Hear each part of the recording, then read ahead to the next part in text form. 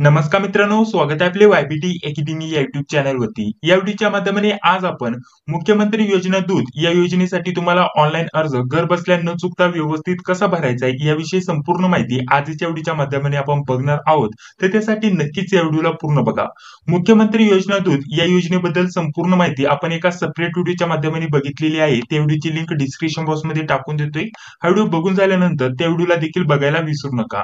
मुख्यमंत्री योजना दूत या योजनेसाठी ऑनलाईन अर्ज कसा करायचा याविषयी संपूर्ण माहिती जाणून घेण्यापूर्वी या योजनेबद्दल थोडक्यात माहिती जाणून घेऊया। मुख्यमंत्री योजना दूत या योजनेसाठी ऑनलाईन अर्ज सादर करण्यासाठी वयाची अट असणार आहे 18 ते 35 वर्ष। कोणत्याही शाखेतील पदवीधर म्हणजेच तुमच्याकडे पदवी असेल तर तुम्ही या योजनेसाठी अर्ज करू शकता। थोडंफार संगणकाचं ज्ञान असणं आवश्यक असणार आहे आणि त्यासोबत महाराष्ट्राचे रहिवासी आणि जे बँक अकाउंट आहे त्याला आधार नंबर लिंक असणं गरजेचं असणार आहे। महत्त्वाचं म्हणजे या योजनेसाठी ऑनलाईन अर्ज करण्याची शेवटची तारीख असणार आहे 17 ते 13 सप्टेंबर। या दरम्यानमध्येच तुम्हाला ऑनलाईन अर्ज सादर करावे लागणार आहेत। यामध्ये 50,000 योजना दूतांची इथं निवड करण्यात येणार आहे। त्यांना 6 महिन्याकरता दर महिन्याला 10,000 रुपयाचं इथं मानधन दिलं जाणार आहे। तर चला या योजनेसाठी तुम्हाला ऑनलाईन अर्ज कसा भरायचा आहे याविषयी संपूर्ण माहिती जाणून घेऊया। मुख्यमंत्री योजना दूत या योजनेसाठी तुम्हाला ऑनलाईन अर्ज भरण्यासाठी या वेबसाईटची लिंक व्हिडिओच्या डिस्क्रिप्शन बॉक्समध्ये टाकून देतोय। या वेबसाईटला तुम्हाला ओपन करायचंय। ओपन केल्यानंतर अशा प्रकारचं पेज तुमच्याकडे इथे ओपन असणार आहे। सर्वप्रथम संपूर्ण माहिती तुम्हाला इंग्लिश मध्ये दिसेल। जर तुम्हाला मराठीमध्ये माहिती पाहिजे असेल तिथे मराठीचा ऑप्शन आहे, मराठीवरती तुम्हाला क्लिक करायचंय। त्यानंतर संपूर्ण माहिती तुम्हाला मराठीमध्ये येईल, ती माहिती तुम्ही इथं जाणून घेऊ शकता। तर चला आता फॉर्म भरायला सुरुवात करूया। तर फॉर्म भरण्यासाठी इथं नोंदणी करायचा ऑप्शन आहे, नोंदणीवरती तुम्हाला क्लिक करायचंय। नोंदणीवरती क्लिक केल्यानंतर इथं युथ अशा प्रकारचं ऑप्शन येईल, यावरती तुम्हाला क्लिक करायचंय। त्यानंतर बघा उमेदवार नोंदणी अशा प्रकारचं पेज तुमच्याकडे इथे ओपन होऊन येईल। इथे आपल्याला काय पात्रता असायला पाहिजे त्याविषयी माहिती दिली, काही सूचना दिल्यात या व्यवस्थित वाचा। त्यानंतर इथे ऍक्सेप्टचा ऑप्शन आहे, इथे तुम्हाला क्लिक करायचंय। त्यानंतर इथे तुम्हाला आधार नंबर टाकून व्हेरीफायचा ऑप्शन आहे, इथे तुम्हाला क्लिक करायचं आहे। बघा व्हेरीफाय वरती क्लिक केल्यानंतर तुमचा आधार नंबर इथे दिसून येईल। इथे आय एम नॉट रोबोट इथे तुम्हाला कॅप्चा फिल करणं गरजेचं असणार आहे। यावरती टिक करून इथं गेट ओटीपीचं ऑप्शन आहे, इथे तुम्हाला क्लिक करायचंय। यावरती क्लिक केल्यानंतर आधार कार्डशी जो पण मोबाईल नंबर लिंक असेल त्यावरती ओटीपी सेंड केला जातो। तो ओटीपी तुम्हाला इथे टाकणं गरजेचं असणार आहे। तर बघा त्यानंतर अशा प्रकारचं पेज येईल। तुमच्या मोबाईल नंबरवरती इथं ओटीपी सेंड केला गेला आहे। तो ओटीपी तुम्हाला इथे टाकायचा आहे। 6 अंकाचा ओटीपी तुमच्या मोबाईल नंबरवरती आलेला असेल। हा ओटीपी त्याच नंबरवरती येणार आहे जो नंबर तुमच्या आधार कार्डशी लिंक असतो। तो ओटीपी तुम्हाला इथे टाकायचा आहे आणि त्यानंतर पुन्हा इथं आय एम नॉट रोबोट इथं कॅप्चा फिल करायचा आहे आणि व्हेरीफायचं ऑप्शन आहे, इथे तुम्हाला क्लिक करायचं आहे। बघा ओटीपी व्हेरीफाय झाल्यानंतर तुमच्याकडे अशा प्रकारचं पेज इथे ओपन होऊन येणार आहे। इथे तुमचं जे पण आधार कार्ड वरती जे नाव असतं ते ऑटोमॅटिकली इथे येणार आहे। जन्मतारीख ऑटोमॅटिकली असणार आहे। बाकीची माहिती तुम्हाला इथं भरावी लागणार आहे। जसं की व्यवस्थित एक ईमेल आयडी टाकायचा आहे, एक मोबाईल नंबर तुम्हाला टाकायचा आहे, जनरल मेल फिमेल तुम्हाला इथे सिलेक्ट करायचंय। त्यानंतर इथं कॅटेगरी तुम्हाला सिलेक्ट करण्यासाठी ऑप्शन आहे, तुम्ही तुमची कॅटेगरी सिलेक्ट करणार। इथे तुम्हाला एक व्हॉट्सअप नंबर टाकायचा आहे। त्यानंतर इथे ऍड्रेस टाकायचा आहे, व्यवस्थित पूर्ण ऍड्रेस टाकायचा आहे। इथं सिटी टाउन म्हणजे तुम्ही तुमच्या तालुक्याचं किंवा गावाचं नाव टाकू शकता।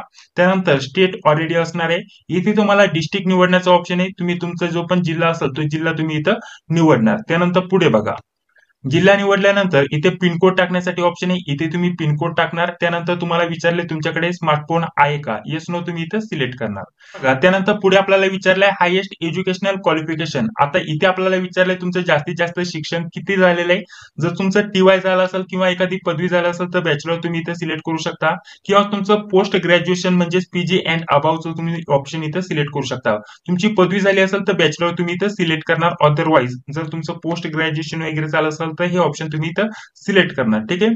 त्यानंतर पुढे आपल्याला विचारलंय की तुम्हाला या योजनेबद्दल माहिती कुठून भेटली। ठीक आहे, इथं सिलेक्ट करण्यासाठी ऑप्शन आहे। तर बघा अशा प्रकारचे इथे ऑप्शन आहे।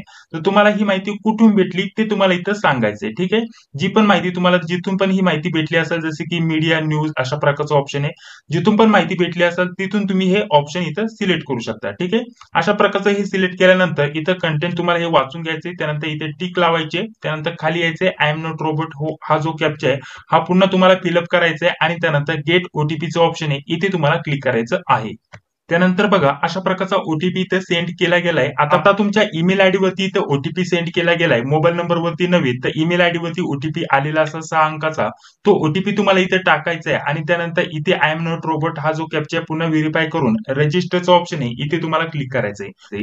आता इथे क्लिक केल्यानंतर इथे एखादं चित्र वगैरे असतं किंवा तुम्हाला अशा प्रकारचं इथं आपल्याला बोर्डमध्ये काही नाव दिसतील त्यानुसार आपल्याला इथं व्हेरीफाय करणं गरजेचं असतं. जसं की आता क्रॉसिंग नाव दिलेलं आहे म्हणजेच हे झेब्रा क्रॉसिंग असतं याला आता आपल्याला टिक मार्क करायचंय. कार वगैरे असेल किंवा बायसिकल म्हणजे सायकल वगैरे असेल तर त्याच्यावरती आपल्याला टिक मार्क करायचे आणि त्यानंतर व्हेरीफायचं ऑप्शन असतं व्हेरीफाय वरती क्लिक करायचं. त्यानंतर हा जो कॅप्चा आहे हा व्हेरीफाय होत असतो. ठीक आहे, जे चित्र असतं ते तुम्हाला सिलेक्ट करून व्हेरीफाय करायचंय आणि त्यानंतर रजिस्टरचं ऑप्शन आहे रजिस्टर वरती तुम्हाला क्लिक करायचंय.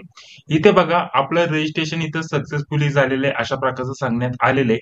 कधी कधी तुम्हाला ईमेल आयडी व्हेरीफाय करण्यासाठी ऑप्शन येतं तेव्हा ईमेल आयडी देखील तुम्हाला व्हेरीफाय करणं गरजेचं असतं. तुमच्या ईमेल आयडी वरती ओटीपी सेंड केला गेला असतो तो ओटीपी तुम्हाला टाकणं गरजेचं असतं. ठीक आहे, तो ओटीपी टाकून तुम्हाला ईमेल आयडी व्हेरीफाय करून घ्यायचा आहे. त्यानंतर बघा ओटीपी व्हेरीफाय केल्यानंतर अशा प्रकारचं येऊन जाईल कंप्लीट प्रोफाईलचं ऑप्शन आहे इथे तुम्हाला आता क्लिक करायचंय. इथे क्लिक केल्यानंतर तुम्ही जी पण माहिती भरली ती माहिती तुम्हाला अशा प्रकारची इथं दिसून येईल. आता पुढे जेवढी पण माहिती इथं भरायची बाकी आहे ती तुम्ही इथं भरून घेणार. तर बघा आता तुम्हाला कोणकोणती माहिती एक्स्ट्रा इथं भरणं गरजेचं असणार आहे. सर्वप्रथम आता तुम्हाला इथं वयाचा पुरावा म्हणून एक डॉक्युमेंट इथं अपलोड करावं लागणार आहे. इथं कोणकोणतं डॉक्युमेंट तुम्ही इथं अपलोड करू शकता. जन्माचा दाखला, डोमासाईल सर्टिफिकेट, 10वीचं बोर्ड सर्टिफिकेट किंवा शाळा सोडल्याचा दाखला, कोणताही शाळा सोडल्याचा दाखला तुम्ही इथं अपलोड करू शकता. जे पण तुमच्याकडे असेल त्यासाठी इथे चूज फाईलचं ऑप्शन आहे इथे क्लिक करणार आणि तुम्ही इथं ते डॉक्युमेंट इथं अपलोड करणार. त्यानंतर पुढे आपल्याला काय विचारलंय की तुम्ही हा जो फॉर्म आता भरत आहे तो भरण्यासाठी तुम्हाला कोणी मदत केली का. तुम्ही स्वतः भरत असाल तर सेव्ह करा. अदरवाईज तुम्ही कुठं कॉलेजमध्ये योजना दूत वरती जाऊन कुठं सेंटर वरती जाऊन हा फॉर्म भरत असाल तर त्याविषयी तुम्ही इथं माहिती देऊ शकता. स्वतः भरत असाल तर सेल्फ वरती तुम्ही सिलेक्ट करणार. ठीक आहे, पुढे बघा आपल्याला विचारलंय तुम्हाला कोणत्या जिल्ह्यामध्ये कामासाठी अर्ज करायचा आहे म्हणजेच तुम्हाला कोणत्या जिल्ह्यामध्ये काम करायला आवडेल तो जिल्हा तुम्हाला इथे निवडायचा आहे. आता मी माझ्यानुसार इथं जिल्हा निवडलेला आहे. त्यानंतर पुढे आपल्याला एज्युकेशनल डिटेल इथं टाकायची. यामध्ये सर्वप्रथम आपण बॅचलर डिग्री सिलेक्ट केली होती किंवा पीजी डिग्री सिलेक्ट केली होती ती ऑलरेडी असणार आहे. तुम्ही इथं बदलू शकता अदरवाईज 30 राहून देऊ शकता. इथं आपल्याला स्ट्रीम निवडायची कशामधून तुम्ही तुमची पीजी डिग्री म्हणजेच तुमचा जो कोर्स आहे किंवा पदवी तुम्ही पूर्ण केली ती कशामधून केली ते तुम्हाला टाकायचंय. ब्रांच तुम्ही टाकू शकता टाकायची असेल तर अदरवाईज काही प्रॉब्लेम नाही. त्यानंतर बोर्ड युनिव्हर्सिटीचं नाव इथे देऊ शकता म्हणजेच कोणत्या युनिव्हर्सिटीमधून तुम्ही तुमची पदवी पास केलेली आहे ते टाकायचंय. पासिंग इयर तुम्हाला टाकायचंय कधी तुम्ही पास झाला ते वर्ष. पुढे तुम्हाला पर्सेंटेज स्कोर किती आहे ते टाकायचे, टक्केवारी किती आहे ते तुम्हाला टाकायचे आणि त्यानंतर पुढे आपल्याला इथे मार्कशीट अपलोड करायचंय. जे तुमचं उत्तीर्ण प्रमाणपत्र आहे पदवीचं ते तुम्हाला इथं मेन प्रमाणपत्र इथं अपलोड करायचंय फायनल इयरचं हे लक्षात ठेवा.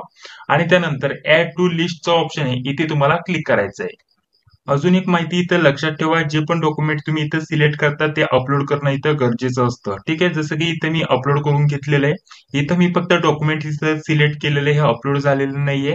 इथं अपलोडचं ऑप्शन असतं या अपलोड वरती तुम्हाला क्लिक करावं लागणार आहे तेव्हाच ते डॉक्युमेंट इथं अपलोड होऊन जातं. ठीक आहे, आता हे पण डॉक्युमेंट इथं अपलोड झालं आणि त्यानंतर खाली सुद्धा इथं डॉक्युमेंट इथं अपलोड झालेलं आहे आणि इतर माहिती सुद्धा मी इथं ऍड केलेली आहे.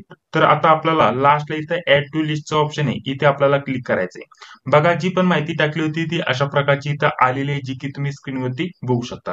त्यानंतर खाली तुम्हाला सेव्हचं ऑप्शन आहे सेव्ह वरती तुम्हाला क्लिक करायचंय. प्रोफाईल अपडेटेड सक्सेसफुल अशा प्रकारचं येऊन जाईल.